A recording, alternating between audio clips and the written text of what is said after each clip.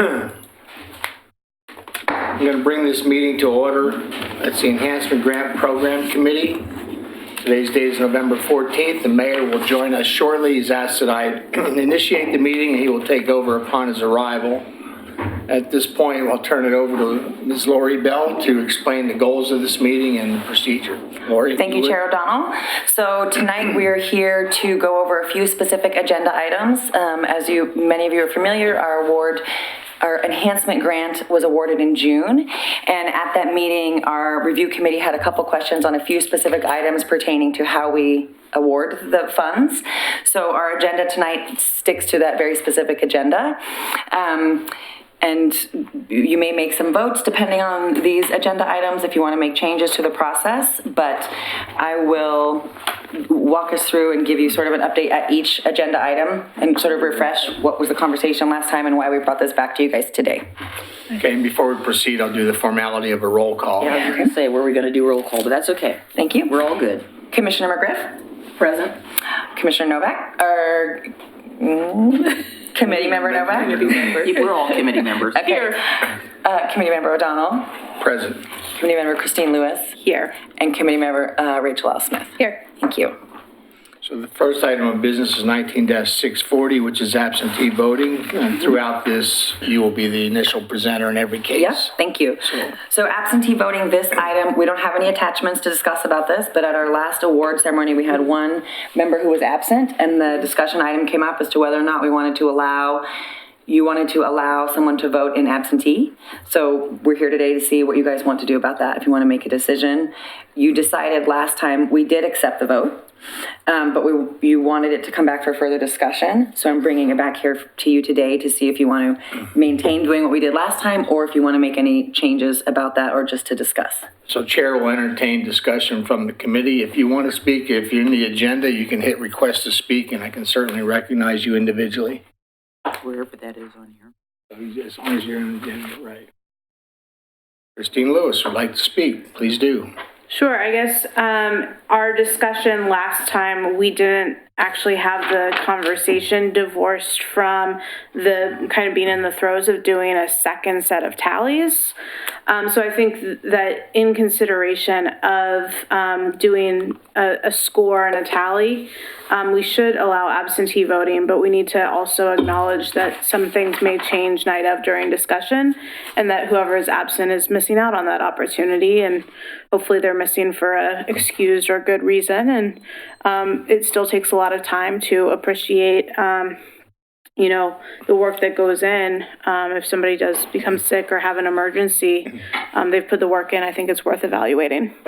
So acknowledged. We'll now hear from Commissioner Denise McGriff. Well, everything that you said sounds really good, except that's the reason why I don't want to do it.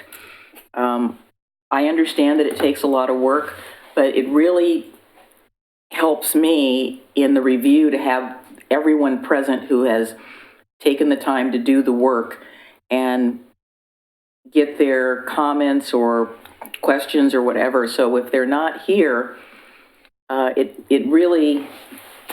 didn't help me at all last time. Is there anyone else present on this committee that wishes to speak? Yes, I would.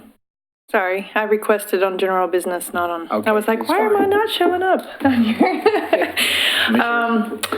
Yeah, so you're asking me to recall what we did in June. So I think the issue was that we had pre-scored the applications that we got. And then we showed up and we had scores in front of us. And we listened to presentations and we rescored, we adjusted our scores. And that was where we kind of ended up in this conversation of, what do we do with that person's scores? Do we include them? Do we not include them? It was interesting because I do think in some cases the presentations may have made a difference in our scoring where we were able to ask questions or get some clarity about something that wasn't very clear in their proposal.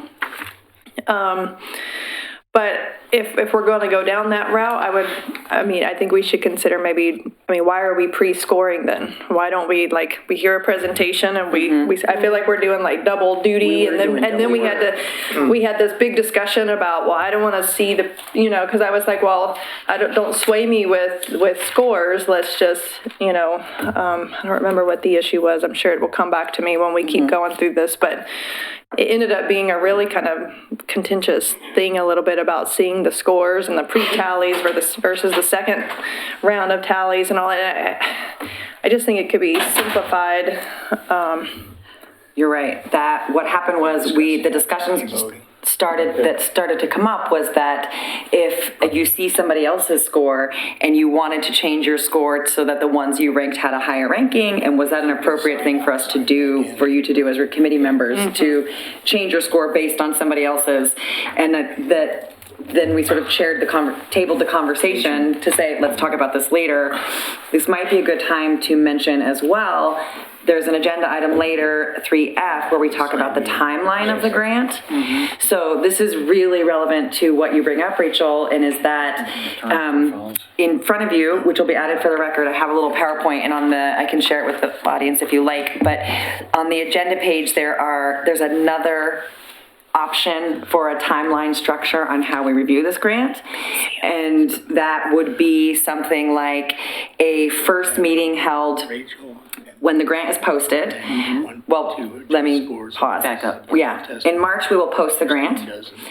And then a couple weeks after, I will hold a community meeting just for grant applicants to walk them through the process, answer their questions, show them page by page what they need to do. And then typically what we would do is they would submit their applications, you would pre-score, and then we have the meeting. Another option could be I will still post the grant in March, meet with community to educate them on how to fill out the application. We could then have another community workshop, so to speak, or work session where they can present their grants applications to the committee. You can ask questions. That meeting will close. You could then score after they've spoken and answered questions. And then we could have a follow-up meeting to just announce the awards. So that's a possibility, and that is something that, for you to consider. It may, it could address sort of a couple of those issues. Somebody being absent, the changing of the scores. I'll leave that to you to. Well, it's still going to come down to, is it a requirement in order to see the presentation, in order to be able to score? Right. Do you have to be here? And I don't know. I mean, I don't know. I guess I don't have a strong opinion. Kind of part of the I think somebody could read the proposal and we all scored them initially and had opinions based on the proposal. I guess the question is it fair to them? It kind of puts a little bit more on the proposer to make sure that they do a good job in case, I mean, what if somebody, I think we actually had like one or two that actually didn't present. Right. So if they choose, maybe they can't show up, and we're still having to evaluate based on not having a presentation. So I feel like we've anchored so much on this presentation. Right. And so if it's going to be the driving factor of scoring and all of this kind of stuff, then it just needs to be clear up front that you must watch the presentation, you must show up if you even, I'm not sure why we're putting that much weight. And I guess the question, that's maybe the way to look at it, is should the presentation carry that much weight, or should the content of the proposal carry more weight than the presentation to help us decide? I don't know. That makes sense. I apologize that I'm late, but I'm not up to speed where we're at. Are we talking about absentee voting for the members of this committee? Yes. Yes. Oh, yeah, I'm not at all in favor of that. I think that there is no other place in the city where we allow someone to vote without being at the meeting. And, there are a ton of reasons why somebody might not be able to be here, but I have probably one of the most stellar attendance records in the city. I come to everything I'm required to do unless I'm not in the state or in the hospital. So that's not how this organization works. Is this speakerless? Has Denise has already spoken. Okay, so Commissioner O'Donnell. I'm fine with that arrangement as long as we make clear in the application form that it's to your benefit to be present because scores can be adjusted based on input given at the time of the meeting, as long as everyone knows that. So you're saying something to add to the grant application that informs the applicant that, you know, it encourages them or requires them to make a presentation? Just a statement is final rankings can be affected Okay. by Yeah. oral presentations given at the time of the meeting. Okay. Okay. By the applicant. Do we need to make a motion or do you want to motion anything No, on we're any good. vote? We've got, as long as I add that then to our grant application, we feel like the bases are covered. And just so I understand what the decision is, we're going to continue going forward with the same practices we do for other committees, which is if you're absent, your vote doesn't. Well, you're You don't absent. have a vote. You're absent. Yeah, if you're absent, you don't. You're, vote. you're absent. Okay. Are we have consensus here? So if they Yes, with an pre-score. asterisk. Okay. Go ahead. My asterisk on that would be just in scheduling the meeting, since we're not a regular standing committee, if staff can ensure that as of 6 weeks ahead of time, when the meeting is set, it actually does work for all of us. I don't want to get to the point where we have set a date where half of us can't be there. I can definitely do that. I think that's Yeah. reasonable. Yeah. but, you know, I don't think we should reschedule a meeting based on one or two people who can't be there. Yeah, so regardless of whether or not they've provided scores, pre-scores or whatever we want to call them, their scores will be removed if they are not present. I just want to make sure we're crystal clear. It happens, they're not here for the presentations, for the final score adjustments or whatever, even if they submitted previous scoring, though their scores are going to be removed. I Is agree that with correct? Okay. I'm just making sure we're all Yeah, that in makes agreement sense. of where we landed. All right, let's move on. I actually had requested to speak. Oh, go ahead, Commissioner Just, Griff. I just wanted to say the one thing that I wanted to chime in on is that I do feel that the presentation in many cases has had an impact on the final score. And it's not because somebody was really eloquent, but, you know, again, we've asked some questions, it might have clarified something, or, you know, maybe it made it crystal clear that this was not a good project, you never know. But I think there is some weight to that.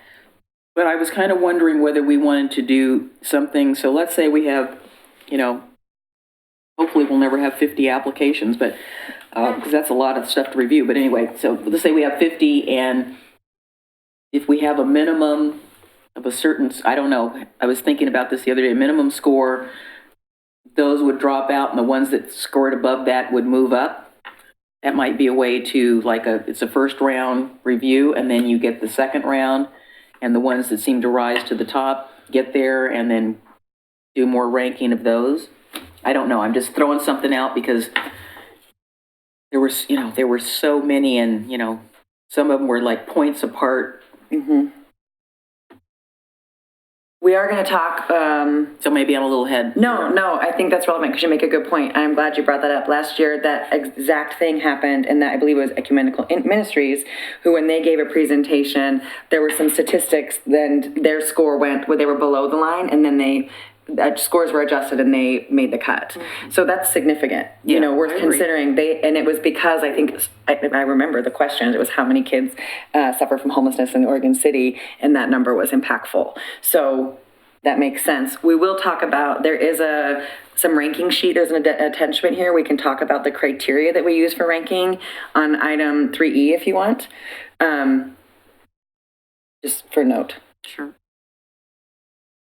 Okay, let's move on. Before we do, I usually ask folks in the audience and at the dais, if you have a cell phone, please either turn it off or silence it so we aren't interrupted by your cell phones. And then we'll move on to 3B, 19641, number of submittals from one organization per year. Ms. Bell. Thank you, Mayor. So last year this has happened several years, but last year it came up that we had in our top qualified awards, 2 organizations were awarded 2 grants. And so the committee wanted to discuss this further, how we were going to address that, if there wanted to be any change to protocol, if we would only accept 1 application per organization per year, or if that impacts your scoring. So I'm bringing that back to you guys to discuss. Well, I think There's almost two questions. How many applications do they put in, and how many awards are they allowed? Right, and currently, there's no limit. There isn't, we don't have a policy that says you can only submit one. We don't have rules around you can only be awarded one. So historically, how many, do you see applications from the same group of 4, 5, 6 applications? No. Last What do you year, see? it was unusual. Last year, this will be my second year doing it. Last year is the only year that I'm aware of 2 organizations received 2 different awards. And I should clarify, so 2 of them went to Downtown Oregon City Association. They were separate programs within the organization, but they were 2 separate grants, and they both were awarded. The Museum of the Oregon Territory was awarded a grant that they applied for, and another organization applied for a grant to do work at the Museum of the Oregon Territory. So Moot essentially benefited in 2 ways. And because we continue to get more and more applicants, we had $700,000 in requests last year. Yeah. It made it more relevant that we should really start, you guys decided that you wanted to discuss this a little further and making sure, I think, that we're being equitable and diverse in our awards. Mm-hmm. Yeah, I'm inclined, if I may, to say 1 per organization. With the growing popularity of the program, 1 application or 1 award? Do you put it on them to prioritize their submittal? As an organization, they choose which project that they want to put forward, or do you want us to be the decider as to which one? I like that. Ask them to prioritize which of the 2 or 3 or whatever is most important to you. So if I could ask the folks to use the request to speak button, because I can't see all the time. Councilor Lewis. I'd be very supportive of a policy of only 1 award per organization. And I think that if we do more community engagement at the front, people can actually understand our criteria and maybe self-select which of their various ideas and programs is going to be most competitive. I would support 2 applications, but only 1 award. So, folks may have, 2 programs they want to submit, and then it comes to us and we say, well, 1 is more important that we feel than the other. So I don't want to limit it too much to say, 1 organization, because technically the city is 1 organization. We might have an enhancement grant request from Public Works and from Parks. Mm-hmm. But, I still would say that the city should only be able to get 1 actual award. Commissioner McGriff. So I think what you're saying is that they could apply for multiple projects, but then they would only 2. You're talking about limiting. I'm limiting the applications to 2 applications per organizations and 1 award. Okay, I don't have any problem with the 1 award. If they want to submit more than 1, I like the idea of getting them to prioritize, because it's not our job to prioritize their project unless it gets to this stage, but they have to decide internally, what are they going to, how are they going to get the most bang for their buck? Well, but I think the point is that then an organization can submit 4 or 5 applications. Right. Sure. So I think self-selecting would limit them to 2, and then they know they can only get 1. That actually increases the self-selection, not decreases. Sounds good. Commissioner O'Donnell. I'd agree with that. I just do not like the approach where an organization could potentially shotgun the award procedure and let's throw in 3, 4, 5, 6 and see what we hit on. Make a judgment within your organization. Decide what's important to you. Pick the top 2, knowing you're going to get 1 of the 2, maybe. But don't shotgun it in the hopes you'll get multiple. Well, because we already told them then they're only going to get 1 no matter what. So they're going to make a selection of what's important to my organization. Should we have a consensus there? Yeah. Are we going to, when we get done discussing, are we going to allow for some input from people that are here? I mean, they are here. I haven't seen the agenda, so. Yeah, I have the. Do we have public comment on the agenda? I don't have any public comment. I have a conversation to have afterwards, I think. Is that correct? But I haven't received any I notes just for want to public make the comment yet. opportunity available if Thank you. people here want to comment on what we're talking about. Let's get through it and then we'll Sure, see. yeah, that's what I'm saying. Let's get through it. So just to clarify, I'm going to then, on the application materials, I will make a line item that acknowledges only 2 organizations per award may be submitted. Only 2 per year. applications per organization. And 2 one- applications. And only you one. can't be awarded more than 1. Okay, so addressing that, if it's okay, can we bring that back up when we talk about the scoring sheet? Because I want to make sure that you as a committee have a process for how to handle that if that happens next year. So just kind How of to handle what? how are you going to decide as a group which one you want to keep or get? If you get 2 applicants, how are you going to determine, what if 3 of you like one and 3 of you like the other? How do we know which one we're going to award? Well, that's what this committee's for. So that happens in the process. Okay. You know, yeah, Okay, so, We'll probably drop the one that scores lower. right. Yeah. And then move up the. We're doing numbers, right? But then we'll move up, the line will not stay stagnant, Sure. we'll move down. Yeah. Okay, so we're moving on to 19-642, multi-year applicants. so this came up last year. We have organizations who apply for grants multiple years in a row. I'll note that oftentimes the organizations, when they apply for a grant the following year, it's for a different purpose. It's not always, this is our grant, we get the same grant for the same program every year. Sometimes it is. So we have had a few grant organizations who apply for one grant for the same program multiple years in a row. And so that was addressed, that was brought up again last year because you see some recurring names, right, on our application process, and you wanted to discuss that further if you were going to make any decisions regarding that, any rules around it, or, I'll leave it to you to discuss. Well, I'm gonna take the shot at this at the beginning, and that is that I've always had the opinion that what we do at the city when we're giving taxpayer money or revenue to private organizations is that it should be as seed money, not as continuing operating funds. So I would say 2 years in a row and you gotta sit one out. Is that per organization or per program? So I just want- Organization. Okay. Yeah, it's either that or you have to make them like a tier 2 applicant. Commissioner McGriff? I'm sorry. Well, I think I would suggest that, I think in the application, as I recall, there is a line that says, is this project going to go over multiple years? And so sometimes, for instance, like if you're doing some sort of wetland restoration, it may not be a 1-year thing. You've got 1 year to get it in, and then you got to make sure that does whatever it's going to do and continue to nourish it. But, I'm okay with, if it's specified that it's a multiple year project, but I'm not sure I support, ongoing, because as Dan said, these are not supposed to be, operational. They're supposed to be, so for instance, when we had the tourism money, several of the organizations I belong to applied for grants to do a particular publication. And that was sort of, we got it printed and that was kind of it. Because they made sure there were enough to last for a really long time and then that was it. But then there were others where they were using it multiple years for, it ended up being operations, although it wasn't supposed to. Anybody else? I feel that you said a 2-year limit on it, did you not, Mayor?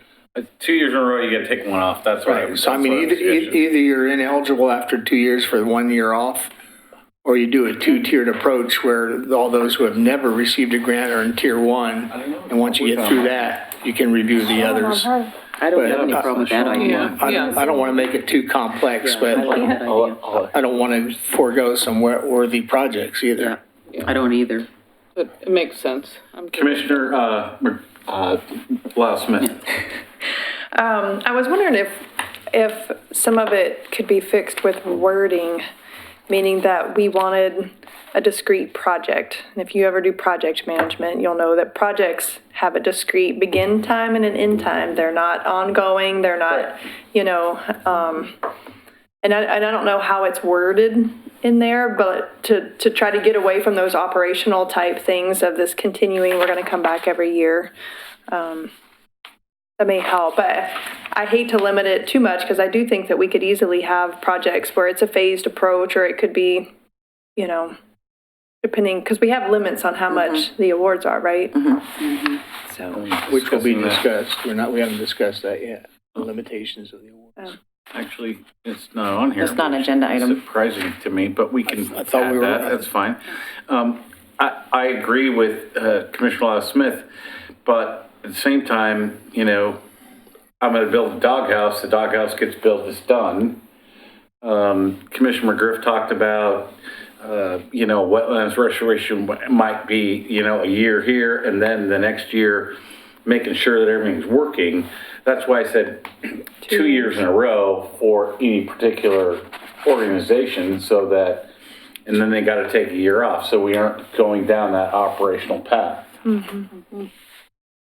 seems fine. I think initially some of these things were not in here because my understanding is we didn't have enough grant applications for the money, right? And so we had extra money. Yeah. And we did a lot of work doing outreach and trying to go out to organizations. And this year, we had, you know, $700,000, you know, double the amount of money in application requests. Right. I mean, so it was kind of an unprecedented event. And that's probably could easily be the norm going forward. Now that there's organizations that know about it, they know it's a pot of money where they can go back to and get, you know, do projects. I mean, that's just the way it works. Grant programs work like that. So, you know, I think that's the reason a lot of these things are coming up, and so we need to just Tighten up the rules. tighten up the rules. It's not that anybody did anything wrong or mischievous or bad or anything last time. I think, you know, we kind of want to, good to be clear about that, you know. Councilor Lewis. I would agree with your proposal for 2 on, 1 off. I think that these are limited resources, and in order to make sure that folks are aware that we're going to have to, you know, cycle through a number of very competitive interests in the community, that just helps send a signal in as much as, you know, it helps us make decisions. Commissioner O'Donnell.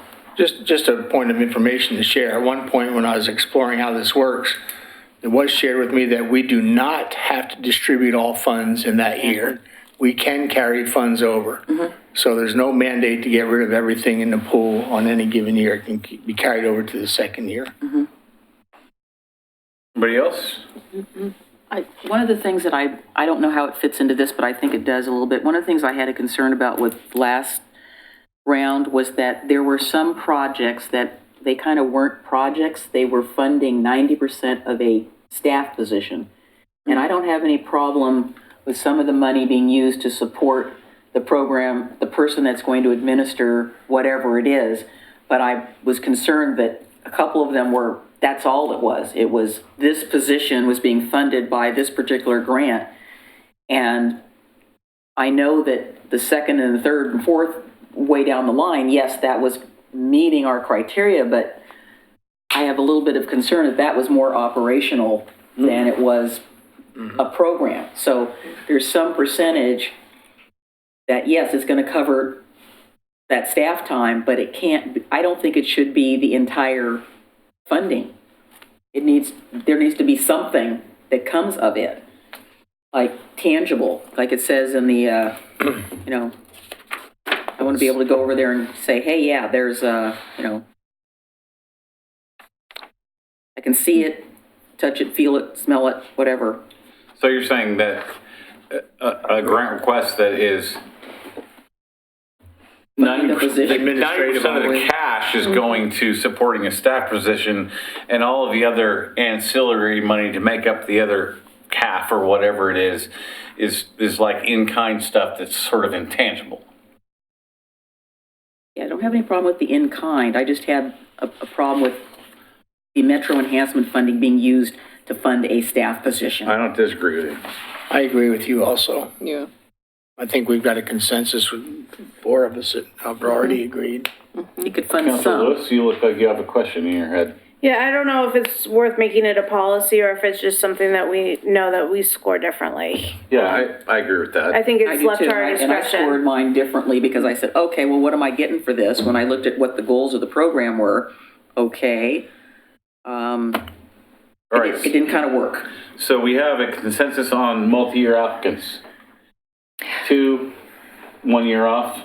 Okay, moving on. Okay, so I'll adjust the language then in the grant application to make sure that I'm clear with that and all of our applicants going forward, 2 years on, 1 year off. And I'm not going to address anything about the eligibility for funding a staff position, because you've decided to make that decision when you Part of score in the your ranking. deliberations, yes. Okay. Can we be clear, is that going forward or Going- for organizations that have just this year and last year received, are we asking them to not even apply next year? Thank you. That was my question for you as well. As it was mine. Yeah, so somebody's going to come up this I'll year. leave it up to the group here. I think we start going forward now. We don't want to go back, we don't want to change the goalposts, but starting, the cycle would start now. How about if we do it this way? We say, okay, next year it doesn't apply, but starting the year after it does apply. So if somebody's already gotten 2 awards, they get 1 more next year, and then they got to take a year off.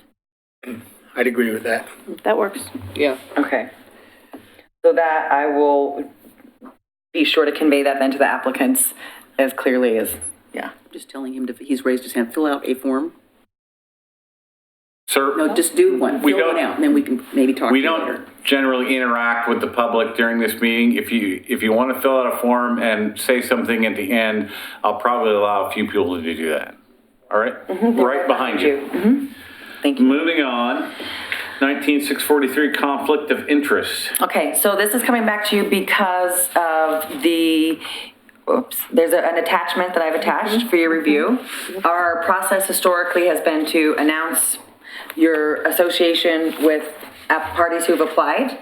There are other options that there was a question or two from the applicants when we went through that process. So I was taking this opportunity to bring it up to you in case you want to address this today. There is a conflict of interest form that you as members could sign. There is an option to recuse yourself from voting if you are on the board of an organization. Currently, our practice is to just announce and say, I'm on this board, or I live in this neighborhood, but I don't benefit financially. I'm bringing this to you if you want to take it to the next level and say, I will recuse myself because I am on the board or I am in this neighborhood, because there was some comments from the applicants last year. I don't think that's, the state law covers it pretty clearly, that if you are, going to gain personally, financially, if the organization you serve on is going to gain financially, you're required to at least announce the potential conflict. And if there really is a personal gain situation, then you must recuse yourself. So I think state law covers this pretty well. No, I agree with you, because if you're on a board, that doesn't mean you're getting anything out of it. Right. Financially, I mean. I think you should disclose the facts. Absolutely, But, absolutely. again, the law covers all that. So, all right, we're going to move on from there. Perfect. Scoring criteria. Okay, so currently, or historically, the scoring has been you as a committee receive a stack of applications and you rank them from 1 to whichever, from best to worst. That's as complicated and sophisticated as our ranking process has been. As Commissioner Lyle Smith pointed out, we're getting a lot more applicants now. And so what you guys mentioned last time was discussing through sort of what a ranking process would look like, so you have a little more criteria to work with. There is an attachment here that shows you possible evaluation criteria. Evaluation criteria number 1 being on a scale of 1 to 5, how well does this proposal support the goals of the community enhancement program? So this would give you a numerical value to sort of quantify and measure instead of just 1 to 12. And evaluation criteria 2 is just how well does the proposed project reach or impact people in our target area. So these are 2 possibilities I'm bringing to you for your consideration. You can certainly discuss what other options you have. But I wanted to bring this back to you so you can sort of talk through that ranking process that we have currently. Yeah, I did not like the 1 to 12. That was just too many things in between, which just made it really hard. Yeah. I like 1 to 5 is pretty, defined. Councilor Lewis? Yeah, I really like this scoring criteria because it balances how well does this meet the 1 through 10 that we've asked for folks to self-identify what they align with.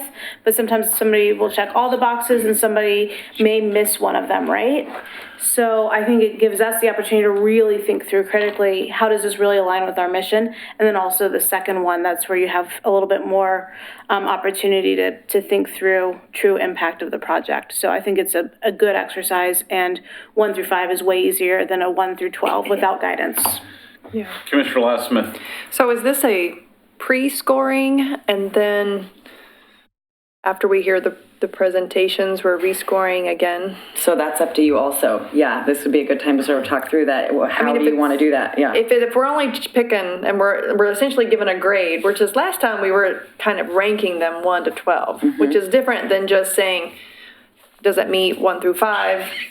Question 2, 1 through 5. It almost, to me, it almost seems like it'd be easier to kind of listen to the presentations. We would have already, hopefully have some idea of what our scoring would be, and then only score one time. I guess my concern is that there could be a tie. There could be multiple applications that end up being tied. And we will then have to tackle discussion. Then we can have discussion and talk about ranking. It may, yeah. Commissioner Nowak? Just for clarification, this list from items 1 through 10, they're in no particular priority order, just a list. Currently, no. Those are the 10 goals that the applicants are supposed to meet just one of those goals to qualify for the grant. Okay. So, yeah. Thank you. Seems to me that, that pre-scoring the applications gives us a little bit of time to think about, what each project is, and then, if it was up to me, I would say, okay, we're gonna we would take those applications in the order of the ranking that is produced by this body. So the best people ranking goes first in the presentation. That gives us a little bit more ability to kind of tick down the list. So everybody up here knows that the person who's presenting first scored the highest, at least in the pre-ranking, minus the people who aren't here tonight or aren't going to be there. Mr.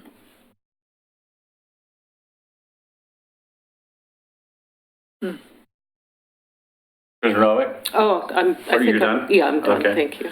The thing's being a little wonky tonight. Oh, okay. Anybody else?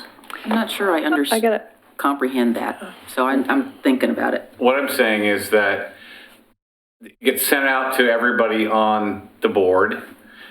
We all do our individual rankings. Staff then spits those out and says, okay, this one is the highest ranking, and therefore it's going to go first in the oral presentations, and we go down the list like that.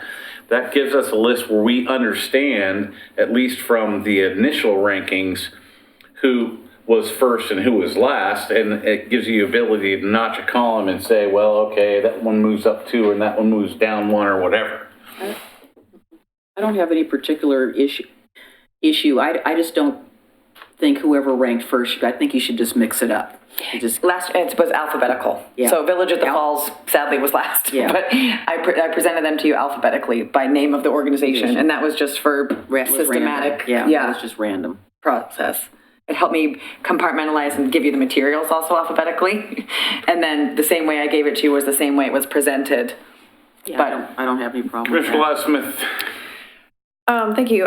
So to return, I don't remember, I think it maybe was Lisa who was talking about the scale of 1 to 5 and the fact that they only have to meet 1. So I guess if we're all scoring these, I guess I want to make sure we're consistent. Is it that if they can check off more than 1, is it as simple as if we think the ones that check the most goals automatically get a 5?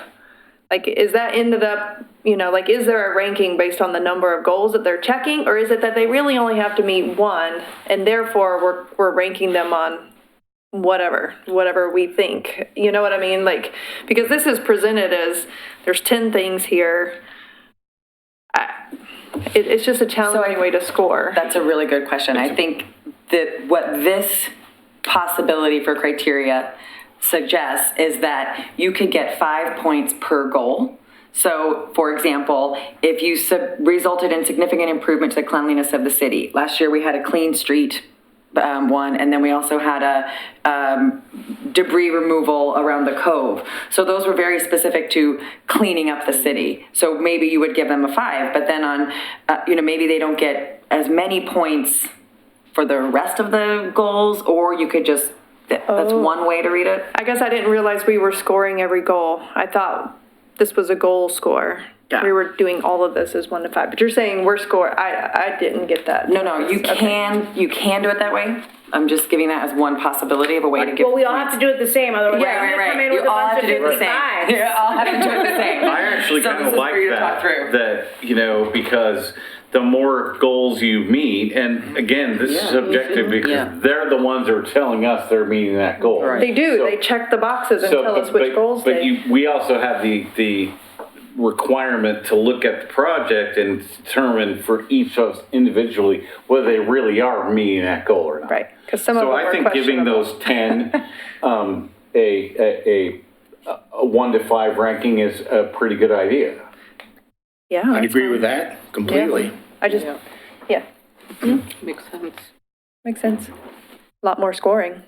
So you're saying that a project, I would presume a project would want to try to meet as many of the goals as they possibly could. Right. And That's why I was confused by like. Right, but well, it's hard to address art and culture in the city and public safety and rehabilitation of a building. Right. And But the point is that it's up to us to look at what they checked off and see whether their project actually does what they say they're going to do. Because there'll be some groups that'll come in and go, oh, I'm just going to check all the boxes, even if it doesn't apply. Yeah, the disadvantage say to that. that is a nonprofit that comes in and says, well, they have a great project, but it really only fits, Right. wildlife riparian zones, for example.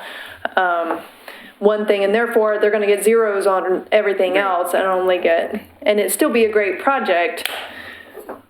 But That doesn't mean, the scoring doesn't mean everything. It just means that that not only would they have to make their case, but we would have to understand their case that even though they got a pretty low ranking as far as, because they only met one goal, maybe that goal is, maybe that project is important. So again, that's why we sit up here and do this. yeah, but that's assuming, that implies then that we're gonna, which is what we did last time, which is where I got kind of annoyed, was that we tallied a bunch of numbers and then we were just willing to throw all those numbers out and say, well, I kind of like that one, I like that one. I was like, if we're just gonna do that, then why don't we do that from the get-go, and why do we even bother scoring them? We're either doing a numbers thing where we actually we're not. score them and see how they tally. If it's not gonna be that, then I'm not sure. You know what I mean? I think the scoring needs to be fair to all applicants for whatever method we pick, but I don't like the idea of scoring a bunch of stuff and then at the end we'd I don't really like that project. It's at the bottom, it didn't score very well, but it's gonna now rise to the top. I don't think that's very, it appears unethical. I'm not sure it appears unethical, but I do think it's rather random. Councilor Lewis. So I think for me, it's really important that a project meet 1 or 2 of the criteria really well, and less important that, I can go pick up 2 pieces of trash. Do you want me to apply, Christine Lewis trash picker-upper? I just did 3 things by picking up 2 things of trash, because then I turned it into a piece of art. So I think it's more important. It has been done, and, Metro's part of that sometimes. But I think it's more important that you do 1 or 2 things really well. So I'd like to cap the amount of scores you can get from that at maybe 3 times 5 is 15. So there's only 15 points to be had. You can max out on that, but that's because you're doing a couple of things really well. That makes it fairer to all of the projects Yes. across the board, if we're gonna look at all 10 goals. I'm good with that, and then it takes away the penalty Yeah. for the narrow focus So project. max of 15. Okay, there's also, I'll point out the evaluation criteria number 2 on that same document, which gives you an opportunity on a scale of 1 to 5, how well does the proposed project reach or impact people in the Metro South Oregon City target area? So this option also allows you an additional 5 points for that sort of, like, this feels really impactful, so I want them to have this extra 5 points. So I don't know if you want to include, if you want, do you want to consider that criteria as well? And also, I have a public comment from a very knowledgeable person on evaluation processes in other metro regions, if you would be interested in hearing his comments. I want to hear from the rest of the board first. I like criteria number 2. So we're saying a max of 15 for, On criteria 1 and a max of 5 on criteria 2. so total max of 20? 20. Got it. I'm good with that. And then it's still a subjective decision at the very end about whether, one project ranks Yeah. over another. All right, I think you have your direction there. Go ahead, sir. You want to come up? Yeah. Please name and city of residence for the record. Hey folks, my name is Rob Nathan. I work at Metro and I live in Portland, Oregon. I just wanted to provide context around the scoring rubric that Lori Bell has provided folks. Other folks in other grant committees around the region, other local jurisdictions will use similar scoring rubrics. And typically the 5 points has been assigned for 5 points for how well the project serves either residents or workers in the enhancement boundary, and then another 5 points for how well they are meeting the enhancement grant goals that they have checked off. And I just wanted to provide clarity on that confusion around the rubric, because that may not have been clear. So it's, in other jurisdictions, folks will really look to the organization and say, okay, these are the goals that I meet. And then the committee decides, well, how well are you meeting these goals that you claim you're meeting? And I agree with, there was another comment made by someone else around, stacking and for organizations that may be meeting multiple goals. And yeah, I think someone stated it really clear, which was some organizations may be doing a really, really good job at feeding seniors. And should they be penalized because they're not doing capital investments and riparian restoration? So just something for the committee to take. I appreciate your time today. Thank you, sir. Wait, what's the maximum score under that rubric you just described? 10 points. 5 points for how well they meet the goal that they've checked, goal Okay, or 5 goals and they've 5. checked off, and 5 for serving people Okay. in the region. Yeah. Thank you, Rob. Which is what I thought it was originally until she said, no, it's 5 per goal. And I went, oh, I didn't know that was what we Could were. be, yeah. I'm glad you're discussing it. Good to have Yeah. clarity. So Yeah. are we still at the 15 plus 5? I'd say let's give it a shot this year, and, Okay. we've got double the points to play with, but we're not gonna have scores of 55, right? Right. That's obscene. Yeah. Perfect. I'll make adjustments to Okay. documents and remind you when we get to All that right, point. we'll move on. Timeline. Okay, so timeline, I wanted to bring this back because of how it was addressed last year, and we talked about, when we have our applicants, you get your packets about 2 weeks before the meeting. So you have 2 weeks last year to review 17 applications and score them. And then we have the award night, and we award the monies on that evening. So I wanted to bring this back to you to give you some opportunity to discuss if you like that timeline, if you want to make adjustments to it. There's also in your handout on the PowerPoint other opportunities or other ways you can structure this timeline, which would be, we're having this meeting now to discuss the process. In the spring, after I post the grant, I will meet with the community to educate them on how to best apply. And from there, what we would normally do is they would apply, I would give them to you, you'd have a couple weeks, we'd meet, review, and award. I wanted to share this with you as another alternative to let them present to you before you complete your ranking, just for your consideration. I wanted you to know, oh, that's the timer for 3 minutes, sorry. that I just wanted you to have that as an opportunity to discuss. I felt like I personally would have preferred to have given you more time to review 17 applications if time allowed. And also to consider if you wanted a chance to ask them questions and then leave, change your ranking and come back instead of doing it all in that night. It's certainly up to you how you want to do it, but I wanted you to have the opportunity to kind of think it through. If we want to make changes this year, now is the time to sort of talk about that. I don't have any desire to add another meeting to my schedule. Fair enough. I don't know about the rest of you, but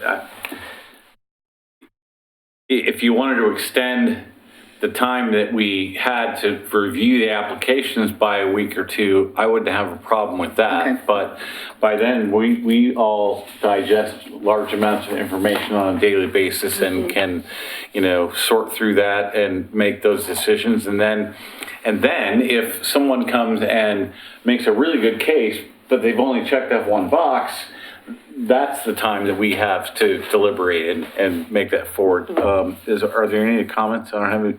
Commissioner Lyle Smith, are you there? Not yet, but Oh, then should be this there thing now. is like weeks behind. Go ahead. I think that with the simplified scoring, like total of 20 point versus the rankings and trying to tally all the rankings, Right. I think it'd be a lot easier for us this time around to actually make adjustments and see the effects and just do the scoring all together. So, I don't know that we need to change the process. I think the only thing to consider would be maybe if you end up with like 50 applications, then obviously we might need to consider some other option. We couldn't possibly want to sit through 50 presentations in one evening. So I don't know if we can build flexibility in there based on number of applications and just say, because I think it was a lengthy time period that night where we listened to all the presentations, and it was how many last year? 17. So if we got like 30 applications, like if it went up a pretty good bit, we may want to consider that. But I do think the improved scoring will help. And let's see how that works out because of the decision we made early on about multi-year applicants, because I think that's going to decrease, maybe not this next year, but at the year after that, we'll knock some folks out because they won't be, That's true. able to apply. I'm not interested in putting a limit on the applications quite yet. No, I'm not either. I wasn't suggesting that. So anybody have any issues with just sticking with the timeline we have? Maybe you give us another week. A weekend. That'd be great. Yeah, a little bit more time would be great. Yeah. And I might say that if it looks like you're going to go over 25, that maybe we take that from 3 weeks to 4 weeks. Fair. I'm in the hopper, but somehow not on your screen. I know the thing is not working well tonight. Go ahead. I guess my comment is I like the idea of community meeting number 1, and maybe less for us, but more for our staff to hold. Not to ask for too much, but the idea of folks getting actual answers instead of showing up in front of us, having filled out a form, hoping it worked, to actually be able to have a very iterative, show up at a place, hear exactly what the process is, get their questions answered before they do the paperwork and before we have to all read it. I think that's a good step. I would even take it a step further, and that is that because we've had some issues in the past with actual mathematical errors on the applications, that you have a pre-app meeting with, one meeting with all the potential applicants. If they don't show up to that, that's not on you. And then you review with your staff or whoever it is the applications and make sure that if there are questions that you get back to the organization and ask them to make whatever corrections there are before we have our meeting. Yeah. I'm happy to do that. I think that's a great idea. I'll continue to do my preliminary meeting for just review and encouragement for people to apply. And then I'm happy to do another meeting with them to review their applications. And we did learn a great lesson from math and have support now finance to double check actually 2 pages in that before it gets sent to you as well. Sure. So that'll happen behind the scenes. I'm happy to do that. And the date that's on the calendar currently is June 11th for your review. It was the 4th, but... that's not going to work. where Katie just showed me that date. Are you serious? I'm gonna be in Orlando. Okay, well, TBD, date to be determined. AWA. Okay.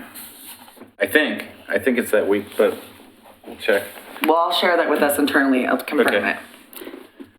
So everybody's okay with timeline? Are we still talking about doing our first cut review, hear the interviews? Then we can, if we need to rescore, we rescore? All in one meeting, yes. Yeah. Okay, just wanted to be clear, because Yeah, we weren't talking about, well, unless something happened, we might have to have a second meeting, but we should keep that in reserve just, as a contingency. And I will make it a commitment to share with you, as I have done in the past years, how many applicants we have. So if we see it's like 25, or then we can make a determination, like, maybe that needs to be I don't know. Sure. I'll let you determine at that point, depending on how many applicants we But get. that's what you did last year. Let us know that X many people had Yeah. submitted, or X organization submitted, and thank you. So that was good heads up. Perfect. well, the question is I want to know the number of applications, not necessarily the number of organizations. That's what I meant. Oh, fair enough, yeah. Yeah, that's Okay. what I meant, was the organization that is applying. How many applications do we get? Not number of organizations. Right. Okay, so we're on to reference materials.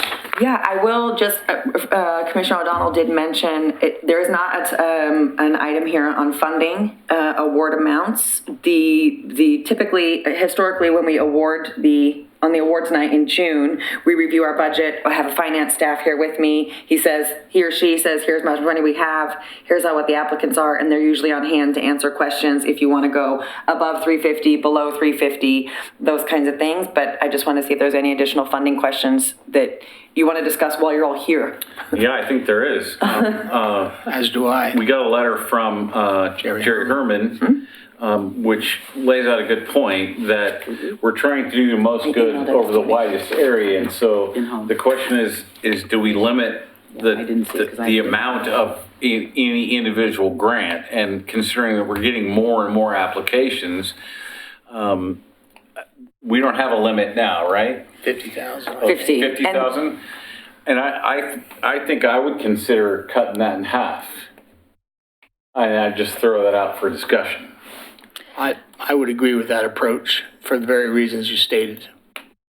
I would add, I would love to get input from finance on that, because I know that their department is the one who, in 2 years prior, it lifted the amount to make it $50,000. It used to be 25 or 30 before I started. And so I just want to address the fact that I think there might be some input and history we could reference from Wyatt and his team as to why they did that, because I don't have that in front of me. I just wanted to say that. No, that's just fine, but I'm telling you, if that's the decision we make, Wyatt's going to support it 100%. Last year, the average was 35,000. Let's use that then. Yeah, I'm okay with that. And we'll see how it works for a couple of years. There were a couple that were 50, but the average was 35, just to Commissioner clarify. McGriff. I'm just trying to understand what Jerry's letter is saying here. I'm just looking at it now. So you didn't request to speak? No, I did not. I'm gonna have to talk. But thank you anyway. I'm gonna have to talk to Tech about this. This is not working well. I thought you were just going up and down the line. No, I actually am trying to use my screen because I can't see sideways all the time. I've been removing my request after it. I can do that. Anybody else? Do we have a consensus at a max of 35 for this round, and then we'll see how that works out? Yeah. Obviously, with the contingency that if something comes before us that is really compelling, let's say that rather than making that a hard limit, we say that we recommend that you don't request more than $35,000, but and just leave it at that, so that if somebody comes with a really compelling $50,000 project, we can at least take a look at it. Maybe we couch it more in the average grant in the last year was 35, because I don't want to stop somebody from being real with their budget and asking for 37. Sure. Neither. Yeah, like, let's just say, this is the average award. Okay, so just note that in the application yeah. materials. Okay. Anything else from anybody on this subject? Nope. Is there anything else from anybody on any subject? Then we have one or two public comments. Is that right? Does anybody else want to come speak, please? And Edgar, you're welcome if you like. Yes, Please go ahead. just name and city for the record, please. Edgar Wales, representing the Veterans of Foreign Wars here in Oregon City. I've heard a lot of discussion about operating funds and continuing expenses in these grant applications. I just am looking for some clarity. Are the grant applications required to have a discrete beginning and end date for an application? Generally speaking, yes. So we talk about, you know, a grant could run 2 years because either, you know, environmental issues or whatever might take you through one cycle and into the next. But the idea is we're trying to spread the wealth around a little bit. And I always take the car show downtown as an example from the city that, you know, we supported that for, I think, 3 or 4 years with some taxpayer money. And then we expected them to be self-sufficient. And that's kind of my philosophy is that I'm happy to give seed money to an organization for, you know, a year or 2 or 3 to get something started, but these are private organizations and they shouldn't be funded on an ongoing basis by public money. Thank you. Anybody have any disagreement with that? Doesn't the grant application say that you have this amount of time to complete? Yeah, and then but we also have the option of them coming back the next year and Yeah. asking for an extension. Yes, Yeah, but there is a finite, right, timeline, You yeah. obviously can't start it until after you have an award. right. Okay, does anybody have any personal communications? I have one, but it only involves the city commissioners are here. We finalized a meeting today with the wastewater interest group and have come to a tentative solution by IGA that will be coming out probably in the middle of January. And I'll inform you at a more detailed meeting at a work session about what that involves. But it's a positive step forward for the city and the county working together to resolve the governance issue at West. It can happen. And with that, we're adjourned. Thank you.